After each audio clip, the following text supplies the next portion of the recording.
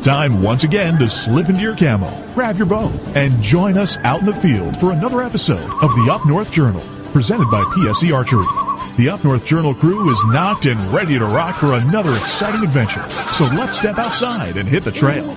This episode of the Up North Journal podcast is brought to you by PSE Archery, Black Eagle Arrows, Fourth Arrow Camera Arms, Wind Scent Vapor Hunting Scents, Killer Food Plots Seeds, Supplements, and Attractants, Cabela's, Spot Shooters, Antler Action, Family Tradition Tree Stands, and Badass Slingshots. Welcome back to another episode of the Up North Journal, everybody. I'm your host, Mike Adams, sitting in the cabin tonight, Dan DeFall. Beautiful weekend here in Michigan. I tell you what, it's a beautiful weekend. We got snow on the ground. You had snow in the UP. No, in the northern lower. I wasn't in the UP, but they got snow up there. But anyways, we're in Michigan, Dan. We're in the lower peninsula. My thoughts for... You're in the UP. Your mind's there, right? What I wanted to say is I was driving over with snow on the ground. It was kind of like freezing rain. You know, it was nasty coming home today. You said on your way home, you were white-knuckling it on the way home. Yeah, I was slipping and sliding. Once we hit 75, we got on at the 202 coming south, and from there all the way down for about 45 miles. It was nasty. Was it nasty? Yeah. Yeah, and then they set out an alert, basically from, I think, Saginaw to Standish is going to be a nightmare for a little while here. Well, it was coming down, and it was not good. I can tell you that. So there was no fun to be had on 75. No fun at all, hey, right? Speaking of, guys, I want to say something here real quick. For those of you who've been following us, where is that coming from? That's coming from that right there. Take that audio down. Yep. Hold on. You're hearing that? Oh, no, actually, that's coming off my phone. I'm sorry. Oh-ho! Ha-ha! It's not my fault. Nope. It's your fault. It's my fault tonight. But yeah, getting back to what we were talking about. If you guys were following what I was doing this weekend, we had some kids up from Indiana, from the Backwater Legacy camp, and they are on their way home right now. Everything's fine, so if any of the parents are listening, I don't want to alarm anybody, but I did get a call from David Boggs. They rolled up on a drunk driver accident, and they weren't involved in it, right? But they witnessed it. So they're waiting for the authorities to arrive. Yeah, so they're going to have to go through all that. So if anybody's listening that may be from Indiana with the kids that are coming home, they may be a little late. They're safe. We talked to David. He was going to be on the show, but obviously with what's going on, he can't. So guys and gals, this time of year, if you're out there and you had a little too much to drink, make doggone sure you call and you get a designated driver, or you get a taxi, something. Don't drive. I mean, right? That's there's no excuse for it. I'm sorry. So I'll get off my soapbox on that right now. So Phil Smith is watching. Chantel's watching. Hey, Chantel. So anyways, let's get into our show because you got some talking to do, buddy. Where do you want to start? Well, let's start about. Well, you had to get up there, so you left Thursday night. Yeah, Thursday night we rolled out. I got out of work about 9:30. David and his crew rolled up, met me at work here in Michigan, and we rolled out of Flint at 9:30 and got to camp at about 12:30 at night. Oh, they met you at work. Yeah, okay. Yeah, they got there about 10 minutes before I got out. Timing was perfect. I mean, they got there. I gotcha. Got out. My stuff was packed. I was ready to roll, and we headed north. Got to camp, like I said, about 12:30. Got everything unpacked. I think by the time we put our heads on a pillow, it was probably 3 in the morning, 2:30, 3 o'clock. Talking, gabbing. Oh, yeah, catching up on everything. Been there, done that. So we knew, number one, going in blind on a cold set, not knowing what activity's been taking place at camp, not knowing where the deer movement is. We had fresh snow. We come up with a game plan. Dave and I going to get up that morning, take 2 of the kids with us, jump in my Jeep, and then turn around and drive through the property looking and seeing where deer runs were on this fresh snow. Right, know? Yep. Plus, we had to take heaters and drop them off in the blinds that we were actually going to try to get out on, so where we thought we might put kids. So we had to get everything kind of set up, and in the meantime, we also stopped and pulled all my cameras and pulled the cards out of them, got back to camp, had lunch, and while we're having lunch, we got to open Christmas gifts. Got to open up our trail cam cards and see what we had. Always good to open up Christmas gifts. Yep. So that was kind of the way we approached the whole hunt. Like I said, going in blind. Camp has been basically shut down since the 28th of November. Okay. So 2 weeks ish. Yep. Everybody pulled out right after Thanksgiving Sunday. So we rolled in 10 days later, 11 days, whatever it was, and decided to get out there and try to hit it. So that's the way we arrived. So you had about a couple inches of snow? There was enough snow on the ground to say it was white. It was a dusting. Oh, okay. All right, Yeah, cool, at cool, that cool. point. But it was starting to come down a little bit. Over the whole weekend, we got probably 3-4 inches of snow. So That's awesome. Yeah. There's just something about hunting in snow. yeah, it enhances your senses. It enhances the experience. It enhances tracking if you need to track. Right? Absolutely, it helps. And it also helps seeing deer. You've seen a brown body move against a white background. Yep. You pick up movement a lot quicker and easier. Yep, it definitely enhances the ability to track a deer if you have to track them, but some people don't have to. They're so good. Yeah, well, sometimes that happens. It happens. So we'll talk about Yes, that. absolutely. We're going to talk about it now. We'll get there. So So, yeah, no, so got a late start to getting some sleep, but you got up early, you got out there, you pulled all the cameras, yep. and now you're looking through them. Did you have anything on camera that you were glad to see that maybe made it through the season? Or I found a new buck. Oh, a new buck. Yeah. Okay. Yeah, I was pleasantly surprised. I've seen him on 2 different cameras. So, it's basically running a route that they would normally run, traveling from one area to another on a consistent basis. So I have a feeling he was chasing, looking for does, looking for a little love. And Okay. I caught him on camera. And that was last week when nobody was there. So, didn't get a real good, hard look. I mean, I could see the size of the body, but every time I looked, his antlers were turned, or head was turned. I got him twice on camera, and I couldn't see if he had brow tines or not. Okay. All But right. from what I could tell, he's either a 7 or a 9 point. So he's Gotcha. probably a 2.5, maybe a 3.5-year-old buck. Like I said, we didn't get a real good, clean, hard, definitive look at him, but from what the camera showed us, next year there's a possibility, but if not, definitely the next year. So Right, yeah, absolutely. Hopefully Yeah. he makes it through the winter. Yep, And absolutely. then you can start. Hopefully he sticks around. Yep. He doesn't need to go anywhere. Right. So And we've seen a couple other bucks that are going to have potential. Okay. Some smaller 8s, another 6 point.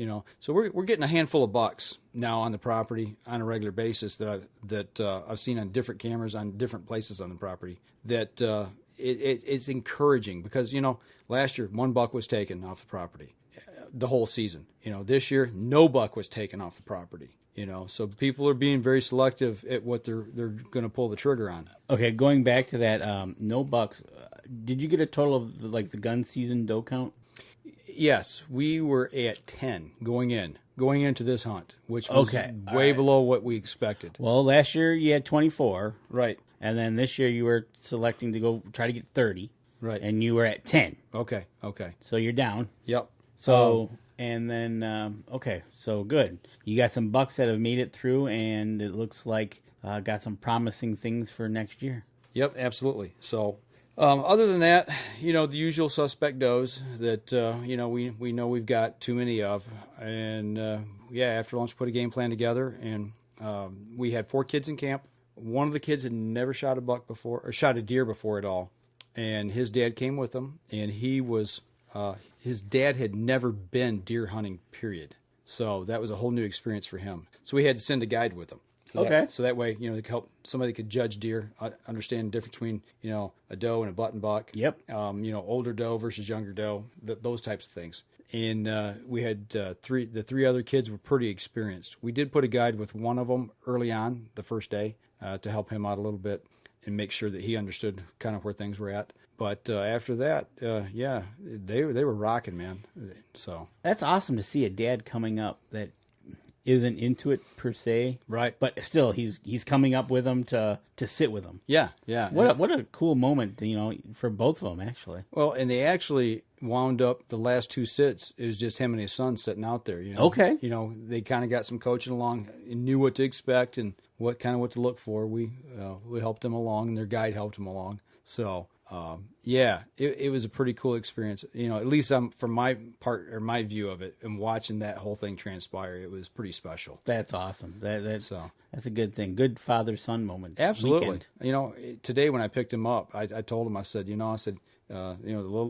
younger guy there that was doing the hunting, I told him, I said, your son, when he gets your age or even older and has kids of his own or grandkids, I said, this is a hunt he's always going to remember, and he's going to be talking about that when his dad went hunting for the first time, he was with him and sitting in the blind, Absolutely. And they were in Michigan, they're from southern Indiana, so. Yeah, that's a whole nother thing is, coming up from Indiana to here. Right. You know? And you did do that little video when you were trying out the deer heart. We'll talk about that a little bit later. Yeah. But you asked them, that was interesting that you asked them what the difference in deer was between what they see down there and what they saw up here. Right. And the differences he talked about quickly. Oh, yeah, with the kids and stuff, they had hunting experience it was.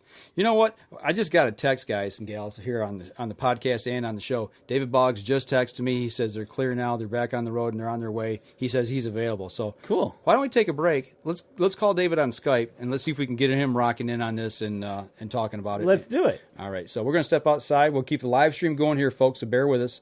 But for the podcast, we're going to step outside. We'll be right back after this. PSE Archery has always dominated the speed category. Now, the most revolutionary cam system ever to hit the market has perfected the shooting experience. Introducing PSE's Evolve Cam System, featuring extremely high let-off capabilities and the smoothest draw cycle in history. No other cam system has ever delivered this level of total comfort and total control. Experience PSE. Experience performance. Killer Food Plots have been helping property owners for over 20 years create premier whitetail habitat. Whether replenishing your soil with their all-natural Organics Fusion pellets or planting a premier KFP food plot seed blend to help your deer rebuild their bodies through spring and summer while supplying the much-needed high energy during and after the rut, you can trust that Killer Food Plots family and their products will help your deer achieve their full potential.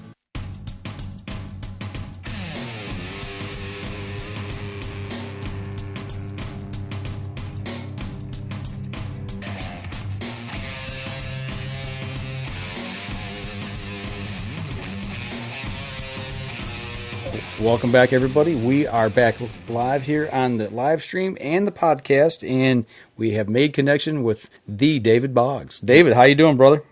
Oh, doing great, brother. Doing great. So, how's the weather traveling south? Is it getting any better? It's getting better as we get closer to home. We're about 3 hours out from home now, but Michigan treated me the way it normally does when I leave, and spits and ice and snow and everything else all over us and makes it nice and fun for the first 3 hours, and then it gets easy on me after we're stressed out. But We're good. We're rolling. It's looking clear right now. Okay, gotcha. Good. Hopefully the rest of the way will be good for you. But, we had you and had your bunch up here for this doe management hunt. And we've been talking a little bit about how we set everything up and got rocking here with it. And, basically getting into the first real hunt, getting people out, getting them into the stands and everything, and explained how when we set the hunter up that had never shot a deer before, and he had his dad with him, but we also put a guide with him that first day out in the field, and actually, unfortunately, we put them in what we thought was the best stand, and they never saw anything that evening. So that shocks me in that field. I know what field. I know what field. Yeah, I know field. It's kind of blew my mind, blew David's mind. So, but after that first evening, I'm trying to remember, I think I seen 7 deer that first evening. And I get in the stand, and it's about, 2 o'clock in the afternoon. At 2:30, my dad calls. So I'm like, okay, my dad doesn't call at 2:30 on a Friday afternoon unless something's wrong. So I answer the phone. I'm like, hey, what's up, Pops? Oh, I was just calling to see what you're doing. Are you at work? And I'm like, no, I'm in the deer stand. And he's like, oh, I thought you were at work, So we talked for a minute, and I go, oh, hey, wait. Hang on just a minute. And he goes, what's the matter? I go, I got deer in front of me. So I put the phone down, and I was hoping I was going to get to shoot one. Oh, that would have been classic. Him on the phone, but they got away from me. I mean, it was just bang, bang, and they were gone. So, but David, I'm trying to remember where you wound up on that first day. Didn't you get out and just do a little sightseeing? Am I right or not? Yeah. I went out and did a little sightseeing. I went behind the little cabin there. That's right. On the back trails. Yeah, but I only had about a 2-hour hunt because we'd forgot to buy a hamburger for our chili, and we were having chili that night. So I had to make a run into town, so I lost that time. You got a mouse in your pocket? Okay, I forgot. Okay, I had nothing to do with that. So he had to go to town. I did not buy the hamburger. There you go. But everybody saw a game that night, and actually 2 of the hunters had opportunities to kill deer that night, and they chose not to. You want to talk about that a little bit? Well, I think I've got Cole finally psyched up. I'm going to pass the phone to Cole, let Cole talk about his experience. Okay, all right. I'll pick back up with you when you're ready. Okay. Here you go, Cole. Hello. Hey, Cole, what's going on, man? Oh, not a whole lot much. Okay, you're just driving live. home. You're live on Facebook, so I just want to warn you. Oh boy. Okay, everybody, Oh, boy. everybody out there can hear you, and I'm also recording this, so no lies. All right. We were just talking about your first hunt. You know, you were out in the stand, and you had an opportunity to shoot that night, but you chose not to. Kind of run us through why you chose not to. Yeah, it was the first night that I was going to be out there. I figured, I'd see quite a bit more, which I did. And she had a little fawn with her that was just born this past spring. So I figured I'd give her the best chance I could, and if she would probably gave me a second look after she got behind some trees, I probably would have took a shot. But it was first night. I'd already seen 3 that night. I figured I'd see a lot more, which I did. So. Okay. I still feel like I made the right choice. I just couldn't get a shot off at any of the other ones. Okay, right on. And the reason I'm not trying to bust your chops on this, because actually we had somebody email us this evening about that same question and wanted to know why they should, because we've talked about this and we talked about it at camp. I told you, go ahead and shoot those. And the guy who emailed us, he said, hey, I've been listening to you guys talk about this stuff. He said, convince me why I should shoot a doe that's got a little one. And I kind of wanted to run through, those scenarios with you and with Marquise, who kind of was the same thing. He had one that had a little one and chose not to shoot. So, and that's why I just wanted to hear it right straight from the horse's mouth, of what was playing through your mind. Right, exactly. And what you were thinking. So, and our listener that emailed us, he kept letting the does go by because he's always thinking there's a buck behind. Right. He just could never pull it. So yeah, he wants us to convince him to shoot a doe. Right. So, but you had also had another very unique experience. You had a critter come in pretty close to your stand, I understand, right? That's right. They came in through the air. Yeah. Run through that. I was sitting there in the stand, and I looked up, and I had actually seen a bald eagle flying around in the air, and I thought, wow, that's really cool. I had a video camera with me. I didn't think I'd ever get a good enough shot with it flying in the air as high as it was. So I turned around and started looking for some more deer, and I turned back to my left, and next thing I know, I see wings stretched out about probably 10 yards from my stand, and she's sitting up there in a birch tree. Wow. She flew right in and sat down beside me. But I tried to get the video camera, get at least a picture on her, and I couldn't do it. She seen me and took off. So really neat experience, though. I got to assume that's probably the closest you've ever had a bald eagle to you? Oh, yeah. Okay. They are big. Yeah, that's what you were saying. Their wingspans is wide as you are tall, and you're a tall boy. Oh, yeah. So that was awesome.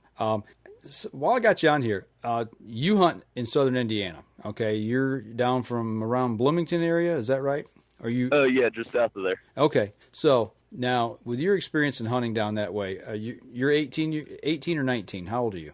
18. 18, okay. You're in first year of college, but you've hunted a lot down that way. I've gathered from what you've told me that you've spent a lot of time afield. What did you notice was the biggest difference between hunting southern Indiana and up here in Michigan, besides the snow? I mean, but what kind of what was going through your mind? Like, wow, I never would have thought of that, or man, that's different. What are some of those things? I had actually looked at some of your guys' deer stands, and just seeing how the deer behaved around them, they didn't seem to mind the deer stands nearly as much as what they do back home. Okay. If they see a deer stand, they tend to go on the other side of the field from it. They don't like to go anywhere near them things because they know what's going on near them. Okay. The deer back home, they know that we're there, and they know that they know when we're there and what we're doing. So up here, I just feel like that they don't necessarily know why we're there, and they're more or less curious about why we're there. So, okay. They just pretend deer stand ain't even there. Okay. Was there anything about like maybe the size of the deer? A doe up here versus a doe down there. Your typical, nanny doe. It seemed like your guys' does up here were, I want to say, a little bit longer than ours, but they weren't quite as thick as far as height-wise in the body. Okay. But overall, though, I think your guys' were about the same size as ours. Okay.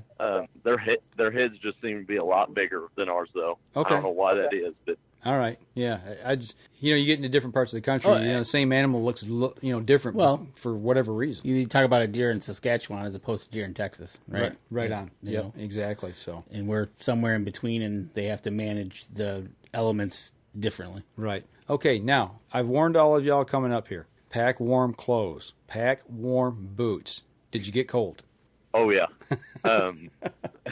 Yes, I did, and I even had some over boots with me. I have on, actually, my hunting boots right now. They're 800-gram Thinsulate, and, I mean, I still got cold out there. It is definitely cold up here in Michigan. Okay. When you're hunting southern Indiana, let's say late season, what's the average temperature?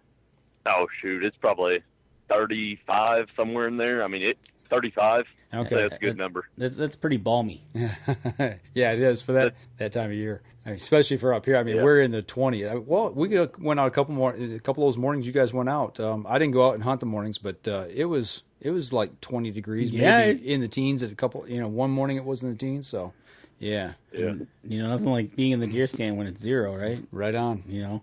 But so that was a little bit of a shock to the cold, huh? Yeah. I thought I was prepared for it, but I feel like I could have survived out there, but for deer hunting, it made it real cold. Yeah, okay. Dan, ask him a little bit about what the number one animal in Michigan that he's afraid of is. Oh, he has an animal that he's afraid of from Michigan? Well, he didn't really come out right. Well, he did admit it. Yeah, he did admit it to us. He was a little skittish. Let me guess. Is he skittish of a mouse? I don't know. What is it, Cole? Oh, I'm not a big fan of bears up there. Bears. Oh, you afraid the Winnie the Pooh's going to come out and get you? Yes. And that's something I really don't even think about when we're up there hunting. It's out of sight, out of mind. If you see one, it's like, oh, cool, there's a bear. And I forget when you bring people that don't normally hunt in northern Michigan and don't experience that. But now I will say he's hunted out west. Cole, you've hunted out west, right? So, right. So you've had you've hunted in areas before with bear, but typically when we bring people up here, they don't have that experience. Usually in Michigan, by the time we get into December, we're pretty good. Yeah. My worrisome is always in the September, October, if it's a warm November time frame. Right. But so what were you thinking there, Cole, when you were walking out? Did you think he was going to start to follow you and find you? No, not necessarily that. I just didn't want to walk up on one. I'm just not a big fan of surprising animals like that. A bear's a 350-pound black bear don't seem too appealing to me while I'm walking up on it in the dark. No, not really. And they can move pretty fast through the woods. Yeah. So, well, all in all, what do you think about hunting northern Michigan? I mean, what was your overall experience like? Oh, it was amazing.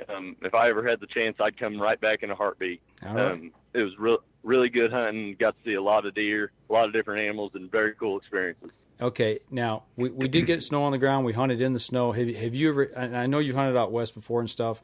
I imagine you've experienced that before, hunting in the snow. Oh yeah, Okay. Been elk hunting in late December and walking through knee-high snow. Okay. So you know what that game's all about then. Yeah. All right. Well, is David eat all the beef jerky, or all the deer jerky that he stopped and bought on the way home, or is he still chewing on it? No, I don't know if he still has his or not, but I know mine's kept right beside me. He ain't getting to it. So. All right, man. Well, you guys have a safe trip. Let me holler back at David. You take care now. All right. Thank you. Have safe. Bye. Yep. I bet he's eat all of it. We'll see I here. probably. All right, I'm back. I assume that you're riding me like a saddle, huh? Well, we're trying to figure out if you've eat all that jerky that you bought on the way back yet. Well, it's a tradition. I hate to break traditions. You know that. All right. Well, okay, fair enough. But now I got 5 other people addicted to it. Okay, that's good. So next time they're in Michigan, they're going to stop at the jerky outlet and make sure they pile up with some. So Absolutely. Yeah, so we kind of got the rundown with Cole and kind of what he thought about the whole thing and his experience of what he went through. We did have one kid that actually took a shot and didn't draw blood. So you were nearby. You were hanging out doing a little bit of investigating when that whole scenario went down. So you want to run through that real quick? Yeah, sure. Bailey's one of our young cadets. He's 15 years old. We'd had him hunting out with some adults, and we've had him out with some of the older kids. So this was his first time out. I sent him and Cole out together, and then I backtracked them about 40 minutes after I sent them out. and I like to do that. I can do that with my adult clients sometimes. I'll go up, I'll send them out, and then I can observe them from a distance to see what's going on, you know. Right. See and hear if they're making too much noise in their stand. In Bailey's case, I could track and do his footprint, and I could tell by your sandy soil and the way his foot's hitting. I'm like, dude, you were making a ton of noise on your way in. That's why you didn't see nothing on the way in. But yeah, I tracked him back to the blind he was in. I stayed downwind from him. I got to a position, and I sat there and watched and observed him through the binoculars. And I decided to lay down on the ground because you never know which way they're going to shoot, and that's the safest position. And I'm watching him. I lay there for about 2 hours. About 9:50, I say, okay. I text him, and he still doesn't know that I'm there. I say, are you ready to go? And he says, okay, yeah, I'll start getting ready. Well, it's not 3 minutes later. I hear a bunch of thundering and crashing about 30 yards behind me. And I'd roll over on my side and look, and I've got 2 giant does running right at me, which actually hurdled me and jumped over me. That was a new experience for me. I just curled up in the fetal position, and they went right over top of me. And I didn't know what to do, and I was very proud of him, buddy. They ran past me, went 50 yards to the blind, and then made a hook and went right in front of the blind. And we're talking 3 seconds. He had 3 seconds to identify it, brace up, and take the shot, and he did. And I think he went high. I think he just barely missed. But I was impressed. I don't even know if I could have got a shot off that quick when I'm packing up, and then all of a sudden, oh, there's deer, and they're running at full blast. And then he said he grunted at them. I couldn't hear him. I don't know why. But he said he did grunt and got one of them to stop, and I could see one of them, and then it did stop. The other one I couldn't see, which was apparently the other one's the one he shot at. Okay. From my position, I had a little hill in front of me, and I couldn't see it. But, yeah, he squeezed off the shot. He said he braced it up, which is what we try to teach all of our kids to do. And even in a surprise situation, find something to brace off, do good, better, best. You know, find a good spot, find the better spot, get the best spot. Do whatever you can for the best situation. Brace up. Never take that freehand shot. And he felt very confident. He hit it, but unfortunately, the results didn't show that. Yeah, you guys actually went out and couldn't. And there's snow on the ground, so immediately. Now, what did he say when you walked up that quick? Because he didn't know you were behind him. He said, "Golly, I about smoked you. You scared me to death." He had no idea I was there. Uh-huh. And then he said, "But I smoked her, man. I got her. I said, "Are you sure?" He's like, "Yeah." I said, "Okay. Well, since I'm here and I saw it, we'll look at the last set of tracks. We won't go in deep, but I want to see if you got blood or not. I want to see what I could." Right. And we couldn't find any blood. We tried later on that evening. We tried to find her again, and took Cole out there with us, made a big circle, and we did everything within our power pretty much. You and I were going to go out this morning, but due to time constraints, we didn't. But we put in a good effort to find her. But I had no indication whatsoever that he hit her. Okay. So we decided that we would just call it quits there. And then that evening we went on a coyote hunt, which was unproductive. Got in about 1 o'clock. And then today the boys went out and do some coyote stuff again and some deer hunting, but it just didn't happen these last couple of days, but we still had a great time. Right. Yep. So that was pretty much the deal. I was talking about I was talking to him to Danny about the young fella who didn't have opportunity to shoot one the first evening hunt and the first morning hunt, so we moved him over to my blind. I'll tell you what, let's step outside. We'll take our second break. We come back. I want to run through that whole scenario and how we set him up, and you can talk about that as well because you know a lot about that situation. So we're going to step outside. We'll be right back after this, folks. So what do you do when you've completely redefined the way bows are engineered? When you've reached the pinnacle and the band starts playing your victory song, you start a revolution out of thin air. Introducing the all-new PSE Carbon Air, engineered with true carbon technology to be the lightest high-performance bow in the world. Experience PSE. Experience performance. Killer Food Plots have been helping property owners for over 20 years create premier whitetail habitat. Whether replenishing your soil with their all-natural Organics Fusion pellets or planting a premier KFP food plot seed blend to help your deer rebuild their bodies through spring and summer while supplying the much-needed high energy during and after the rut, you can trust that Killer Food Plots family and their products will help your deer achieve their full potential.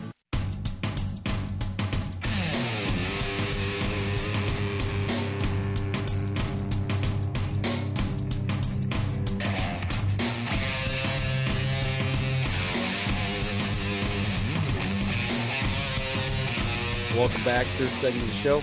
we've now gotten into our second day of the hunt. Now, when the boys went out, no, they went out coyote hunting. That was last night. I take that back. When we came in from that first evening hunt, I didn't sleep hardly at all. We got up there late. David and I got up early that morning, went out and scouted, pre-scouted everything, got everything together, made our decisions on what we're going to do with the kid, put the kids and all that. Then I went out and hunted while David went and got hamburger. So we got back into camp. We eat supper that night, kicked back, started talking. Next thing I know, I don't know, what was it, 1 o'clock in the morning again? It was pretty late. And it took a toll on me. I couldn't sleep. I was so tired I couldn't sleep. And when I finally got to sleep, I hear a knock on the door at 5 a.m. Hey, it's 5 o'clock, Mike. You getting up? And that's David knocking on the door. And I'm like, and I said, what time is it? He said, 5. And I said, what's the temperature? And I think he said, was it 15? You told me it's 15 degrees? Yeah. I said, it's 12 at that time. 12. I said, I've slept about 2 hours. I said, I ain't going out. I rolled back over, and I think I woke up. It was about 9 o'clock. But everybody else went out that morning. Did you go out that morning, Dave, and hunt? Was that the morning that Gabe shot? That was the morning, wasn't it, that he shot? I do believe. They all run together, man. Gabe did. Not Gabe, I'm sorry. Yeah, not Gabe. Bailey. Yeah. That was the morning he shot. Saturdays was, Marquise. Yeah, they all ran in on me, too, especially, last one to bed and first one up. Right. Yeah. So Gabe and his family, they're kind of, he brought his father along with him. Yeah. And his father is not a hunter. This is his first experience with hunting. Neither one of them had any experience. So, who wasn't went out with them? I think, did Tony go out with them the first day? No, Dave White went out with them. Yep. Yeah, Dave White went out with them the first day, trying to, teach them the sex and age deer. And, that's one of the hardest things out there. And I think we might have went a little too far on that. And that's why they didn't take some of those shots that we would have took. Right. Well, and that was the thing, is they weren't seeing deer. So I made a decision. I mean, I'm feeling bad. We brought these kids up here to have fun and see deer and have an opportunity. So I'm like, I said, I saw deer in my stand. I have a good indication that you're going to see deer up here. Might see a lot, but you're going to see deer. I said, we're going to my stand. So that was Saturday evening Saturday evening. We went and put them in my stand. Oh, okay.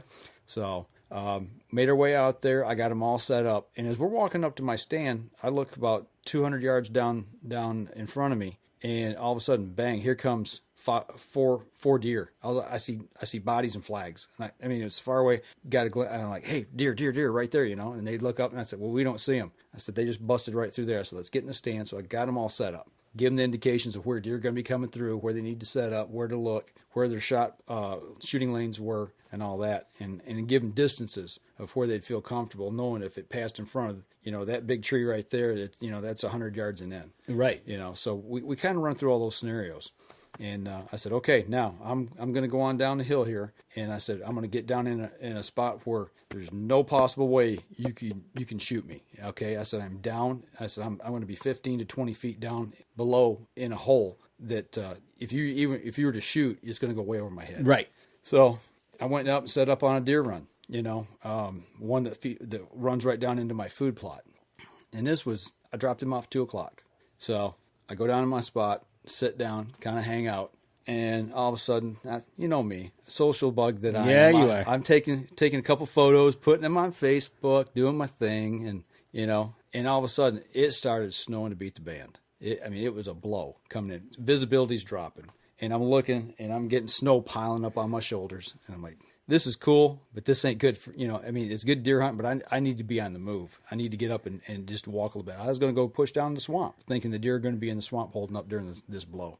And the wind's blowing pretty hard at that time. So I start to get up, make my way down. I moved on down, probably 40, 50 yards at the most. And it took me a while to get there. I'm just slow stalking. And I lean against a tree, and I'm looking down across my food plot.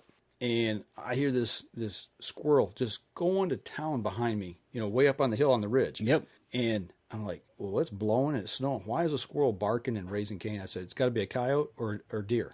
So I'm leaning against the tree, and I'm like, I'm just not going to step out and walk around. So I just rolled around the tree to put the tree between me and the squirrel. And then I peeked my head out around the tree, and there's a big old doe standing up on the ridge, staring straight at me. It looks like Mickey Mouse, big old floppy ears. So I'm like, okay, game on, girl. And I didn't move. She didn't move. It was a stalemate for about 3 or 4 minutes, And Then she flicked her tail, put her head down to walk. I clicked the safety off. She walked behind a tree. Gun comes up immediately, and I'm braced up against the tree. And as soon as she stepped out, boom, down she goes. I'm like, whew, okay, good. I got a deer down, you know. And that's the first deer of the season, you know. Right. It's been a long season, so I mean, I'm all giddy about that. And so I'm thinking to myself, I said, man, I better go ahead and reload. You know, you never know. I got 3 tags. Right. Let's get ready. So I grab all my gear, reload real quick, and I take and I look up as I'm putting my ramrod back down in my gun, and there's another doe standing there. Not as big, but it was a doe. And I said, And watching it, she's watching me. She flicks her tail a little bit, and she starts to walk. But she's going to walk down to where I just dropped the dad and the boy off. And I said, okay, that's a little hike down there. But I said, maybe she'll go down that way, and he'll get a shot. Right. And, you know, so I'm watching a little bit, and she kind of starts to walk off. So I lean the gun against a tree, bend down, zip my backpack up. When I stand back up and look, she circled and came back. I don't know if it's curiosity Probably. or what, you know. And she's standing there, she's quartering two. And by this time, it was snowing so hard. In that short amount of time, my scope, because the gun's pointing up against the tree, the scope was starting to fill with snow, and it was fogged over. I pulled the gun up, and I'm free-handed at this point. No bracing, because I had to reach to get the gun off the tree. Put it up, look at her through the scope. I can see her, put the crosshairs on her, I'm looking, and like, come on, take another step or two, but turn sideways. And as soon as she took that step and opened that front shoulder up, wham! She started shoveling. You know how a deer can knock their front legs out, and she just starts plowing. And she runs about 20, 30 yards and drops. She dropped within 2 to 3 feet of the other deer I shot. And you took a picture of it. Yeah. So I'm there for like 2 minutes. I dropped 2 deer with a muzzleloader. Not bad deal. The Alcona sniper. There you go. Well, because you're using that bump stock on the muzzleloader. Yeah, okay. He's accusing me of using a bump stock. All right. Gonna go there. I see how you are. Right, absolutely. But Dave, you were you out in the field when those shots went off? Yeah, I thought it sounded a little fast myself, Danny. See, he's using that bump stock on the muzzleloader. You know. Yeah, no, I heard you, but it wasn't where I thought you were. Okay. I didn't. The way it echoed down that canyon, I thought that was the neighbor. Okay. So yeah, and then you sent me a text shortly thereafter said, well, somebody's had luck. And we traded a couple of paragraphs. I said, yeah, it's the neighbors. He said, no, it's me. 2 does down, baby. Yep. 2 down. I said, you doubled up. Yeah. That was a big surprise because you just weren't where I thought you were. And that's outstanding, Mike. I'm very impressed. Congratulations. Oh, I tell you what, when that second one dropped, I was just like, I started giggling. I mean, I don't know why, but the emotion, it was just, I giggled like a little schoolgirl. Right? It's a hunt that was so simplistic, but yet still it had so much wrapped up into it. And it just, man, it happened that quick. You know, I mean, a whole season can change in a matter of seconds. Right? Exactly. You can, Absolutely. Like you said before, gun season, you were kind of checking yourself and thinking about things. And all of a sudden here come muzzleloader season, 10 days later. Yep. You got 2 down in 2 minutes. Yeah, game on. You know, had a fistful of tags, and it was time to make some dinner. You know, right? Put them on the grill. You know, the only thing is, I wish that doe really would have kept walking and went down to the other guy, the younger guy down there. He could have shot his first deer with his dad sitting there, because that would have made my day. That'd have been made my day more than the doe that I shot. Right, I totally agree there. But yeah, and the other thing was they were like maybe 20 feet from the road, so. Dragging was easy. You gotta like that. I did like that. It was good, you know. It was, but I tell you, Gabe did say, he said, "Man, I jumped." Yeah, you will. Yeah, I agreed there. But here's a good thought going through my mind. I said, I know they heard it. I said, they're gonna think, yeah, Mike shot, put a bad shot on one, and had to reload and take another shot. I know that's what they're thinking. And when we went down there, he's like, "You got 2?" I said, right? Yeah. So that was pretty good. But and then the other gentleman that was sitting with Gabe and his dad, the first 2 hunts, he was out. We put him up on out in the open, old school, like I was hunting that day. Okay. I went out old school, sitting on the ground, you know, doing a little deep wood stalking. And he did the same thing. We had him in another spot, and he shot doe. So we had 3 doe down that evening, you know, within a matter of an hour and a half. So it worked out really well. So long story short, I continued down, got down to my field, and got in there, and I was going to warm up, and that's when I called you. Yeah, okay, that's what you called me? Yeah, and then my dad called, and he said, he called me, he says, hey, what's going on? And I said, just sitting here watching it snow, sitting here in the blind. He goes, oh, just watching it snow along with the deer? I go, well, there's 2 deer that are no longer going to see a snowfall. He goes, you shot 2? And I said, yeah, I shot 2. So that was pretty cool. But after that, we got back to camp.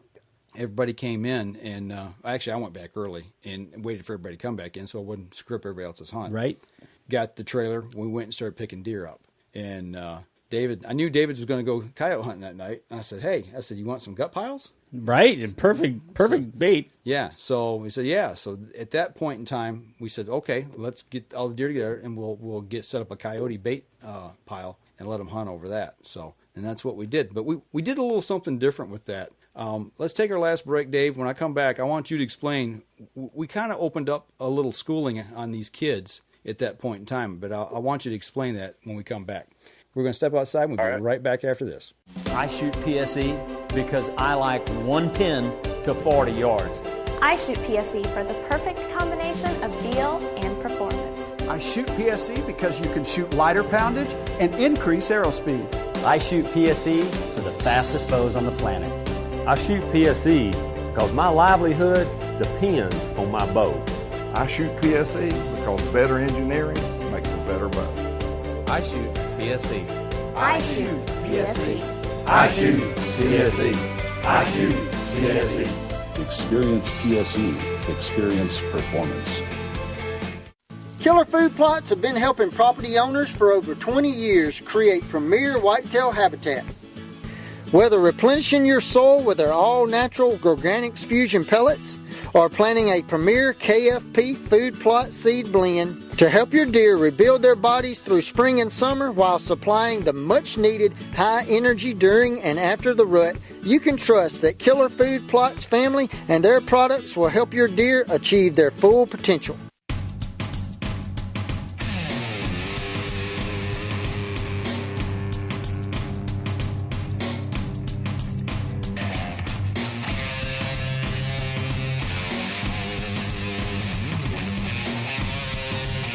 Welcome back, last segment of the show. This might run a little bit long, folks, just going to warn you. Right. Because we still got some stuff to talk about.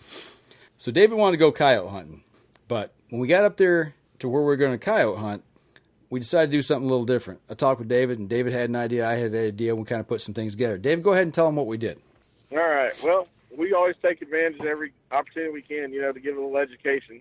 3 of the boys had some limited experience field dressing some deer. Obviously, one kid did not, Gabe. So we decided to take the advantage of that and skin them out and get those gut piles. And we know anytime you're skinning, when you're taking the guts out of an animal for the first time, that's one of the highlights. Us guys have done it many times, is guiding them through that and letting them feel and see and get the smells and hopefully not get the smells of when they make a bad cut. And it's a learning experience for them. We had Dave White, one of our newest instructors, give us a fine schooling on how to do it quickly and do it safely. And then we started to have the kids do it. And, of course, our youngest, most inexperienced is the most eager one, to dive in there and get it done. And Gabe did it. We coached him through it. Actually taught him a couple of different ways. Marquise also stepped in, got his hands nice and bloody and dirty. And, we just went through it all and went through the different organs and what we're looking for and diseases and parasites, stuff like that. And then we had a little fun with the heart, which we ended up eating later. If you saw the live cast that evening, we all enjoyed some heart, even yourself. Yes. It was a great time. There's some of the stuff we can't say, and there may be some clips later after it's edited, of that adventure. Yeah. As adult men standing back watching younger men, and that's what they are. These are young men, learn and work their way through these hunting experiences and learning to do things. Yeah, we say and do a few things that might not be video worthy. Some people might frown on it, right? But it's all. And if you guys are out there that have been hunting it, you know exactly what we're talking about.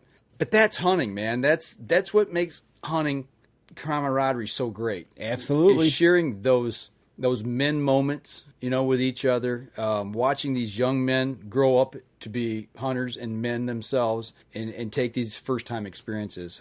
It was simply incredible. And I was standing there watching, and there was a technique that was used that I had never seen before that I learned something. And it was, when I'm gutting a doe or a buck that I'm not going to mount, I always, when we cut up, I get to the breastbone, I go up one side. Right.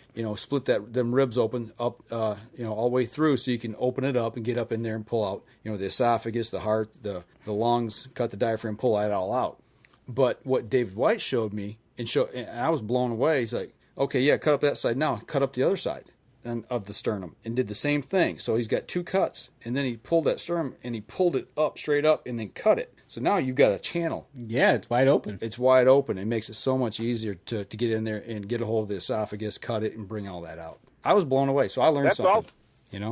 That's the best technique too. Also, if you think by chance you've got a broadhead lodged someplace in there, that's the best. We talk good, better, best. That's the best technique. If you think there's a possibility of a broadhead stuck in there, because you've got so much more room you can see, you've got more room to work.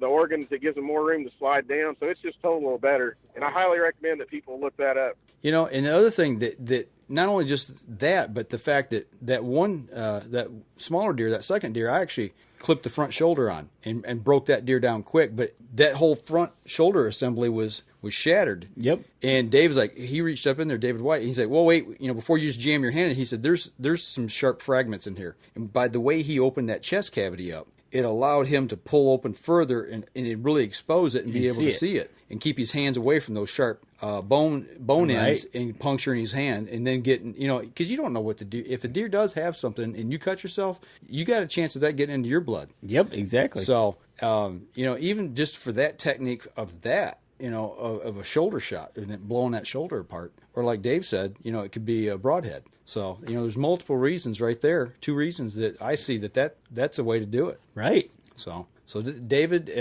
tell Dave White, thank you for teaching me something, because absolutely, it was awesome, But then we get back to. Oh, go ahead. I'm sorry. No, I just want to say I really appreciate Dave, and he's a new asset to our organization, and we're happy to have him. I want to give him the public credit that he deserves. But we're always, every day, and you're the same way. We're always trying to learn something from each other and discuss things and make it better. And I really appreciate him, and I welcome him to the team. Absolutely. Great asset. Like I said, I learned a lot, and him and I, this guy's hunted around different places around the country, but he hadn't hunted Michigan. So we're sharing different experiences and learning different things from each other, and if you've got an open mind about hunting, and don't stick your nose up and think you know it all. Absolutely not. I don't care who you are. There's something out there you don't know. And we've talked about that before. You can learn something. We can always learn something. So I appreciate that. But, yeah, we went back. Speaking of learning something, they pulled the hearts out and go, yeah, we're going to take these back to camp and cook them. And I'm like, oh, okay, whatever. You guys can have them. What, you don't eat it? I'm like, no, never have. Don't want it. So get back to camp. And David White starts playing Chef Boyardee on these hearts. And I'm watching him cutting them. And it's like, that's not the way I've seen it prepared typically. And I'm watching what he's doing. And all of a sudden, he has is butter and garlic, wasn't it, or just butter? What did he use? Just butter. Just butter. Just butter, and then unsalted butter, and then topped it off with salt and pepper at the end. And he cut them real thin. I mean, extremely thin. Yeah, because it only took 2 minutes aside. Yeah, and put them in the pan, and the butter's nice and hot, not scalded, but not burning, but it's nice and hot to cook, and sear that meat. And 2 minutes on each side, is medium rare, and the smell didn't bother me. I'm like, that was the biggest problem before, is the way it was cooked. I couldn't take the smell. Okay. And it's a psychological thing as well. Absolutely. You're going to eat the heart. But it's a muscle. So I'm like, you seen the Facebook Live? I tried a piece. It was awesome. What's it? I actually learned from that also. Okay. I've seen it and had it done a few times and didn't care much for it. I thought it was okay, but not something I highlight. No backstrap. Right. But Dave's is pretty darn close to it. Yeah. But it was the technique that he cut it I'd never even seen before, and it resulted in a much more tender heart. In my opinion, I mean, I was impressed too. I learned something from that. He kind of cut it like you would a bell pepper, and that really worked out. It had a better result than some of the other times that I've tried it, and it tastes and chewed like a rubber band. Right, absolutely. But yeah. But Dave's was outstanding. I was very impressed. When they say melt in your mouth, it literally did. Really? I was expecting the worst. Okay, guys, I'm on Facebook Live. I'm for you guys. I'm gonna try deer heart. And I'm like, whoa, man, that's good. David, cut me another piece of that, please. Really? I was shocked. That's awesome. It tasted like venison. You know, it's just like six out of 9 people tried it for the first time, and every one of them loved it. Yeah, that's right. There's a lot of people there that never tried it before. I guess I'm gonna have to try it. So well, when you come back up to camp and we're all there together, I could be the guinea pig. You'll try first. No, you'll be able to, the one to receive and sit down and enjoy it, because I'm telling you what, man, I thoroughly enjoyed it. Good. It was nothing like I imagined. That's awesome. So yeah, I got to try that for the first time. It was incredible. So, but the kids went out hunting again this morning. Dave and I ran around, closed up blinds and stuff, and grabbed our gear, cleaned camp up, and loaded deer up, and made our way home. But we had one more highlight on the way out as we came home. The DNR check station was open. You've heard me talk how many times that I've tried, right? So the one on the highway? No, it was the main one there in Mayo on 33. Oh, okay. The main headquarters. Yeah, okay. Yeah. So we pull in, open sign's open. I'm like, okay, I hope somebody just didn't forget to turn the sign. Yeah, exactly. Pull in, and doors rolled up. They got all the gear there, but there's nobody lined up. And we pull up, and older gentleman comes out, DNR employee, and tried a little bit of small talk at first, and he was okay. He was nice enough. But then I told David, I said, get the kids out. I said, we're about to have class again. And we got those kids out, and the DNR official, all of a sudden, he just kind of lit up, and we had school. Right. He held school right there. Those kids learned how to age deer, learn why we take the heads in, learn what they were looking for and how they find that stuff. And they had another educational lesson right there. So it was awesome. Not only a weekend of hunting, but a weekend of education. Yeah. So, that's the way Backwaters does it, right, David?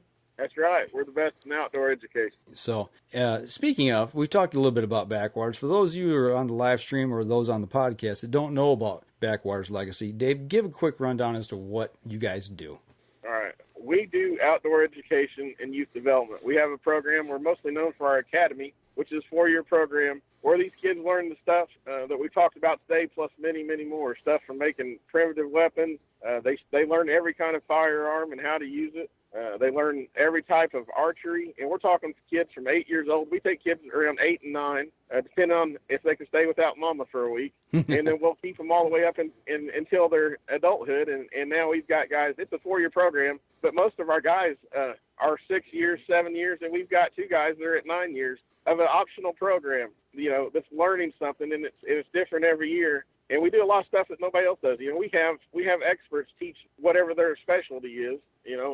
From wilderness survival and first aid, the primitive skills, world champion archers teaching the archery program. It's a program like nothing else. I wish we would have had it when I was young, because it takes a learning curve. And these kids, oh my God, they're going to be master woodsmen and outdoorsmen well before we ever will, because they're getting the early age stuff that they're learning at 10 and 12. We didn't learn until we were 40. Yeah, still learning. Yeah, still learning, and no one else does. Bow making, they'll make their own arrows and their own bowstrings. We have a falconry program. We have a program that no one else does. We have our own patches. We're like the Scouts, but we're better. We have our own patches and awards and certificates that they can earn, and they are earned. They're not given. We also can give them their Boy Scout patches and 4-H shooting sports patches. We take everything from them. Uh-oh, I think we've lost David. He must have hit a tower going into Indiana. Yeah, he must have crossed the state line. He's back in Indiana, and they cut his cell phone service off. Right, exactly. Oh, no.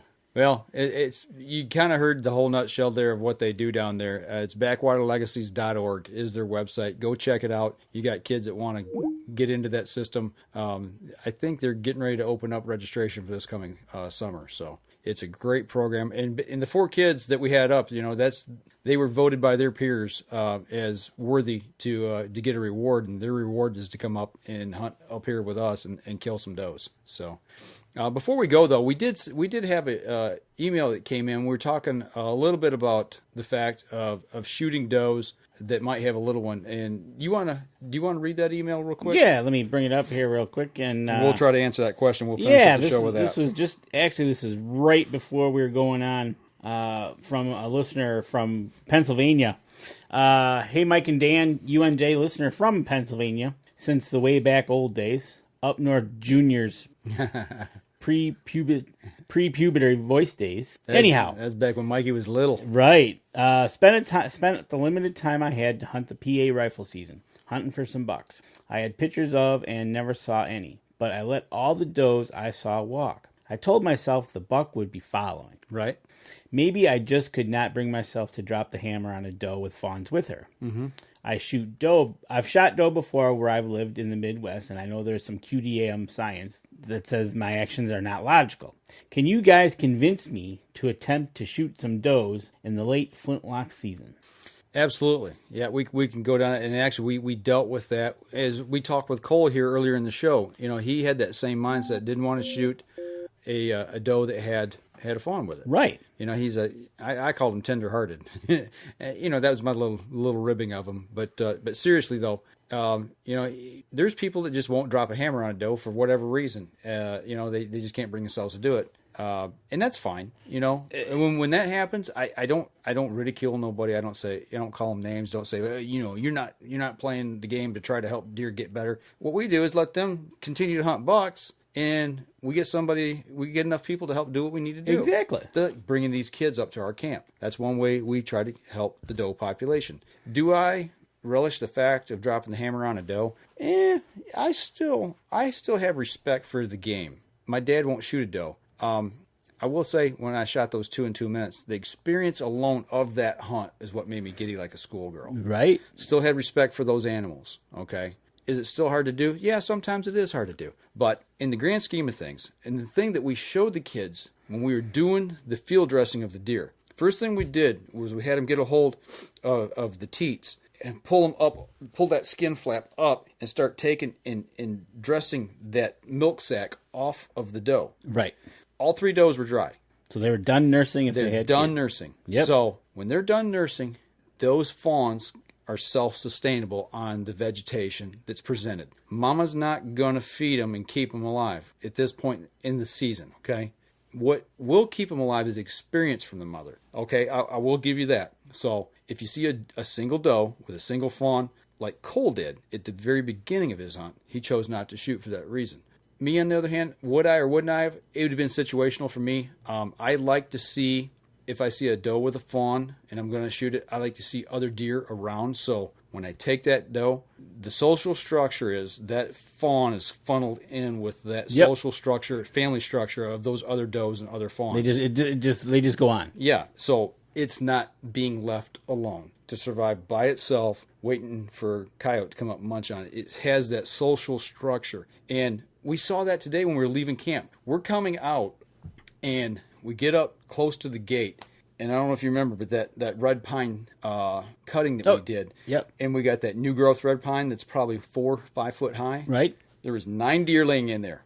Okay, all does and fawns, family group, all together, all inclusive. Now it wasn't one mama doe and all of her fawns. It was multiples. So multiple families. It's a family group, and that's why I look to shoot. If I shoot a doe with fawns, I look for it to be in the family structure. Right, exactly. And you know, and we actually had witnessed when I was sitting with my cousin Brian. Mm-hmm. We had one trying to nurse on mom. She kick it off. If she was getting anything, I'd be surprised. Mm-hmm. We don't know. Right. But they should all be weaned off by November for sure. Right. Here. Right. So definitely the social structure plays a role into it. Mm-hmm. But yeah, it would be okay to take them. You know, where we're at and what we're dealing with is we have an exorbitant amount of doe on the property. Our numbers are askew. We've done deer counts. We've got averages for the piece of property that we hunt, that we see on a regular basis. Our food plots are just getting decimated. Our browse lines are extremely high. Here's the thing. Okay, so at least where we're at, you're shooting does. They got fawns. Fawns are going to survive. Have you ever seen them when they're starving? We have. Yep, not good. We've seen them when we get the first green up and things are starting to unthaw and it's not quite green up yet. These deer are starving to death because there's no food out there. There's no food plots. Everything's locked in, frozen in the soil, and they've eat all the deer browse there is, and now they're eating on vegetation like red pine tops that's not a preferable food source just to put something in their belly. They'll go after the bark too. We've seen that up here. One of the guys actually watched a doe walk up and eat bark off of a tree. You know they're hungry then. And it's just like, starvation's gruesome. It is. So... back in the day, 94, 95, when we had our big kill-off in the UP, mm-hmm. when basically in the spring, talking to the neighbor, he says you could smell death. Yeah. So that when you went walking, it would be no problem to find 4, 6, 8 deer all laying curled up together on the side of a hill. Right. Just trying to get that warmth from the sun, Yep. but it was too late for them. Absolutely. So it was just, but anyways, Brandon, if you want some to be convinced, I don't know if there's any convincing, but you got to look at it and think, how's your deer population? That's the first thing you need to look at. Take a look at your deer health. Yep. What deer you're going through your wintering periods. Mm-hmm. I look at deer density. Yep. The carrying capacity of the land. Okay, how many deer can that land sustain? Is my deer numbers in check? Is my buck to doe ratios in check? And those are the things. I'm not saying go out and smack does just for the sake of smacking does. There's got to be a reason to do it. Okay, so there's areas like in your area. I mean, even though your micro pocket of where you're at, you've got a sustainable amount of does, you're overpopulated, but overall that general area is down, and they don't allow doe hunting. Right, exactly. There's a reason for it. She said just north of you in the northern part of the county, they won't see hardly any. Yeah. Whereas we're towards the southern part of the county, we're seeing, actually they call us the agricultural belt. Okay. So, but yeah, you got to look at different things like that. But that in itself is a good way to start setting your mindset of what you want to do. I'm trying to find real quick, if I can, before we end the show here, the numbers I got back from camp. Okay, right here it is. Okay, when I left camp, I think there was 6 doe that were shot. I got numbers on 5 of them. One was 8 years old. One was 9. One was 12. Another was 4, and another one was 5. Okay, so that's 5 deer. 5 of the 6 they got age. I don't know what the other one was and why I didn't get that number. That doesn't matter. Okay, now the does that we shot, the one that Dave got 6.5 years old. The one that oldest one I shot, the first one, 5.5 years old. The last one I shot, he said he was in between. If it was a 1.5 or 2.5-year-old deer, he said I don't know. He said I'm leaning right in the middle. He says I honestly don't know. He said wait to get your results back and you're going to know. I mean, yeah, it was a smaller deer, but the point was. And we've talked about this with our camp manager. It's like, do we take, the goal is to get rid of the older group deer of does, because the older does, the older they get, the more likely they are to produce twin doe fawns, right? Which throws your buck to doe ratio out of whack even worse. Okay, so that's what they want. They say if you're shooting all the does you're shooting, if the average age of the group of does that you harvest off your property is more than 3.5, you're overpopulated. And the analytics show that. So, and you just heard what we've got. Now, there was other deer that were shot after I left camp and got those numbers. I don't have those results yet. Right. But already 5 and 3, 8 deer that we've killed, and only 1 deer was under 3.5. The rest were older than that. So according to your statistics, you're a little overpopulated. And we know that. The numbers have proven that. So right. Well, our deer counts. The numbers have proven it, and you've had visual proof that your food plots aren't growing. Right. They're not growing because they're being browsed. They're getting mowed down to the dirt. Yep. So. Don't just take what we say here. We've done a lot of reading. I've been to deer necropsies. I've learned a lot of this from Dr. James Kroll. I've learned a lot of it from QDMA. I've been to a couple of workshops at other deer co-ops, and that's kind of where I've started gaining this information from, and also what we're seeing on our own property. We're managing 640 acres, square mile. Yep. So we're counting 150 deer on average on a square mile. So the average carrying capacity in our area without food plots is 15 to 16 deer per square mile. And you're up at 150. Yeah, we got food plots, but the problem is we can't produce the tonnage that we need to sustain that. 5 pounds a day per deer. Per deer. Right. Kevin Craven chimes in here. Old age does and CWD are why we need to speed up taking more does, in my opinion. Absolutely. And that's a whole other thing, the disease aspect of what we're trying to do and eradicate some of the TB and CWD. Are you going to ever get rid of it? Probably not. It's been around for a long time. You will live with it. Colorado is a perfect example of that they've had it for years. You need to manage it. Yep. Instead of going crazy about it, just step back. Take a deep breath. And manage it. Yep. So those are some of the things that we're dealing with. What was the gentleman's name that emailed us? Brandon. What I would suggest, get in touch with somebody in your area, like maybe your local wildlife biologist. Yep. Ask your. You know what? That is a Great thing to do. If you're good with your neighbors, talk with your neighbors, talk with your DNR biologist. He or she will know, and it's really cool, exactly your area. You can tell them where you're at, and then they can tell you. Mm-hmm. Like I found out, she says, well, you're right here, so you're in the agricultural belt. And I kind of looked at her with that look and like, what? Right. But she explained why. I'm like, okay. So then she explained it. So yeah, definitely get with the DNR biologist in your area, talk with them, and they can help you out a lot. Absolutely. QDMA.org or .com, I can't remember which one it is, but go to their website, start looking at information on doe harvesting. Dr. Grant Woods, called the Proving Grounds, his research that he's doing. Look at Dr. James Kroll and some of the research he's done and is doing, and just start Googling some of these things and gleaning information and start compiling your absolutely your own information, make your own mind. Make your own call. Yep. We're not going to tell you what to do. It's not our style anyways. It's everybody, right. You form your own opinion, you do what you need to do. And you know what, Brandon, why don't you tune in next week? Because we will have from MUCC Anna Mitterling on. Yep. Talking about exactly what we're talking about. And Kevin, same thing for you. We're going to be talking about CWD. You obviously probably saw our post where she was working in the lab. Yep, she was in the lab where they're collecting. And actually, that's where our heads are going. Yep, that's where your heads dropped off. Yep. So.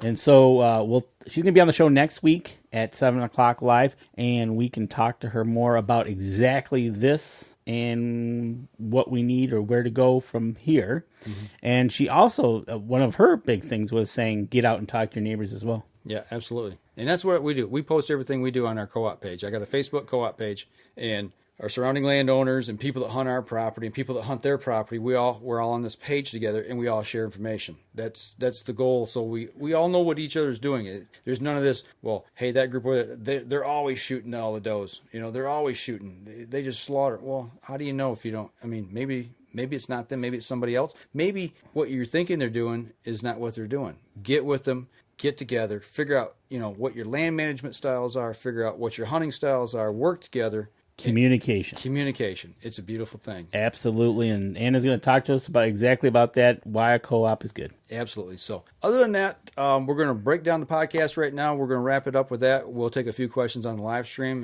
while we're wrapping up the show. So for those on the podcast, as we always say, if you're out on the water or in the woods, shoot straight and be safe. Until next week on the Up North Journal. This episode was brought to you by PSE Archery, Black Eagle Arrows, Fourth Arrow Camera Arms, Wind Scent Vapor Hunting Scents, Killer Food Plot Seeds, Attractants, and Supplements, Cabela's, Spot Shooters, Antler Action, Family Traditions Tree Stands, and Badass Slingshots. Thanks for listening, and join us again here next week. Until then, remember, as we always like to say, if you're out on the water or in the woods, shoot straight and be safe. Until next week on the Up North Journal.